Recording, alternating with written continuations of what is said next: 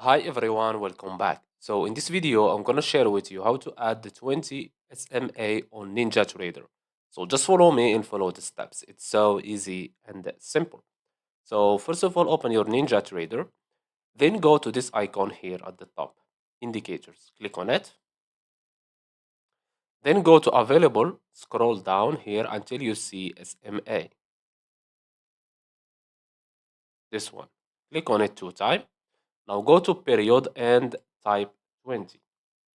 Scroll down until the end and you will see here SMA. Click on it and you can change the color from here if you want.